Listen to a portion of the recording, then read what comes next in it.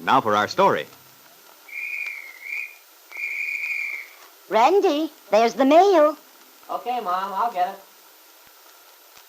The arrival of the mail was always an event at the Lane farm, even if it only meant a delivery of the Wakefield Sentinel or a copy of Lefty Larkin's beloved farm journal. But now, Randy reaches in, extracts the paper, several magazines, and a penny postcard addressed to his mother from Chicago, which Randy proceeds to read without shame as he walks back toward the house. Well, let's see what Dell has to say. Dear Mary, just a line to tell you I arrived back here safely and to thank you again for a very nice visit. So glad things down your way are cleared up again. Well, I see you have quite a batch there. Anything interesting? You got a nice card from Dell. Oh, why, Randy, you don't mean to say you read it. Of course. I always figure people who send postcards should expect to have them read by all and sundry. So I oblige. You don't mind it? No, of course not, dear. You know I don't have any secrets from you anyway. But I couldn't vouch for everyone. Some people might resent it. Don't worry. If I thought they'd object, I wouldn't mention it. Oh, Randy. Well, you don't mind if I read it, too? Oh, not a bit. Here, go right ahead. Here you are. Well, that's nice of Dell. She's always so good about keeping in touch. Yeah. She sounds rather low. Didn't you think so, Randy? Oh, I don't know, Mom. Hard to tell in just such a few lines. I suppose so. Too bad Dell couldn't have stayed down here a little longer the last time. Well, I think she felt kind of awkward, on account of Lefty. Perhaps. Still, I know Lefty was awfully ashamed the way he'd been acting toward Dell. Yeah.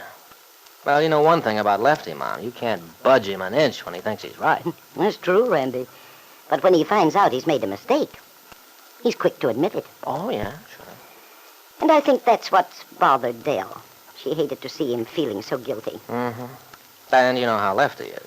When he feels something deeply, he gets all choked up. Yes, I know. And when that happens, he doesn't express himself very well. Yeah. I wonder, Mom. Do you think Lefty and Dell will ever get together again? I've thought a lot about that, son. It's hard to say. Well, I sure hope they do. So do I.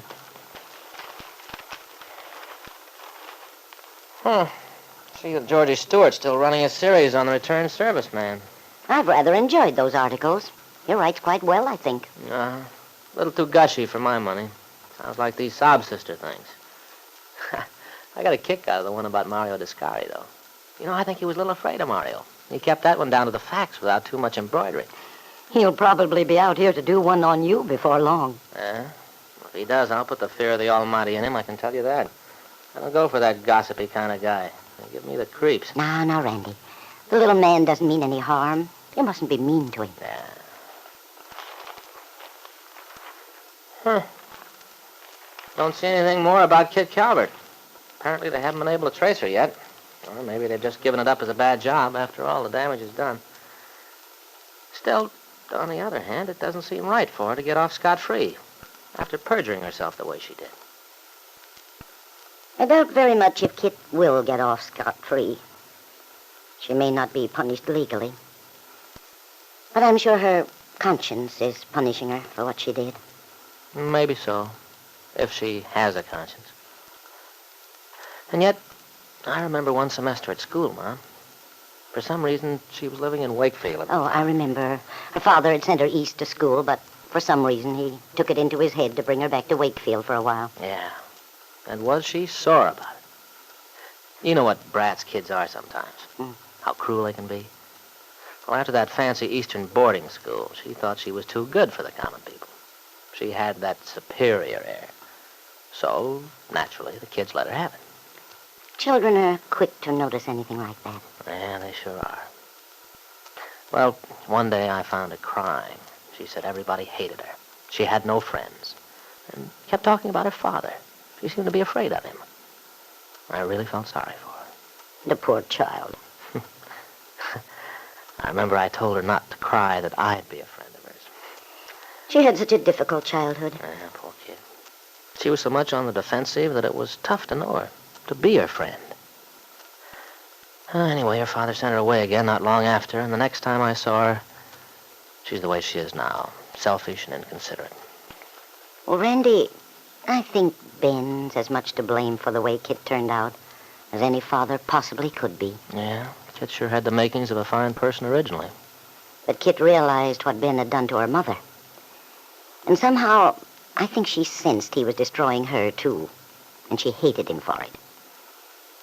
I think that hatred of her father is really the cause for the way she's lived. No emotional security. No warmth. It's no wonder she turned out as she did. You say she hated Ben, Mom, but it seems to me they were pretty thick. Perhaps it looked that way.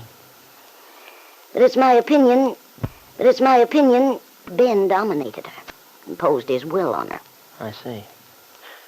Well, maybe she just got tired fighting against it. Decided it was easier to give in. Probably. But does that absolve her from responsibility for her actions, Randy? No, but it helps me to understand her actions, Mom. You know, I think you're right about her attitude toward her dad. Kitt's been afraid of her father all her life. Maybe she didn't realize it consciously, but I'm sure it's true. And at that moment, the young woman under discussion in her dingy room at Miami Beach had just opened the door to admit her landlady, Mrs. Brotherton. Did you wish to see me about something? Why, yes, Miss Cummings. I hadn't seen you for a couple of days, and I got to worrying. Thought maybe you were sick. I'm quite all right, thank you. I went away for a few days. I thought I mentioned that I planned to. Oh, maybe you did, and I forgot. Seems like I have to keep so many things on my mind these days, what with one thing and another. For instance, about that car of yours. What about it? The air is very bad for the paint, you know. Eats it right off, they say. I wanted to tell you that I have an empty garage now. It's another $4 a week, of course, but if you can afford it, I think it'd pay you. It's not a question of affording it. However, I won't be needing the garage. Now, is there anything else? Well, Miss Cummings, you've been here a week now. As I told you when you moved in, rents are payable a week in advance. I have to protect myself. You see, you'd be surprised how people would take advantage if you don't. Never mind, Mrs. Brotherton. I have your rent ready. Right here. See, it's $10. I believe that's correct, isn't it? Oh, thank you, Miss Cummings. Not that I don't trust people, Yes, I know. Now, if you will excuse me, I have a headache. Kitt Calvert managed to get the landlady out the door, which she locked before she returned to lie down on her bed, staring up at the ceiling, which was a dirty brown color with stains where the roof had leaked through. She was thinking, She would ask about the car. They notice everything, women like that. But I'm safe. She doesn't need to know. Thank the Lord I got rid of the car when I did. It was a dead giveaway. But it's out of the state now. Out of my hands. Even if they trace it, they won't find me. I've handled all this beautifully. I've thought of everything. Oh, but how much longer can I go on like this? Sooner or later, when my money runs out, if Dad finds me, I couldn't stand it. Oh, these beastly headaches. Pounding. Nothing helps. The way my arms go to sleep. Like lead. I'm cold. But this room's like an oven. Oh, what's the matter with me? I can't think straight. Something I've forgotten. Something I should have done. When I wake up, this feeling that something awful's going to happen. The dreams. The fear.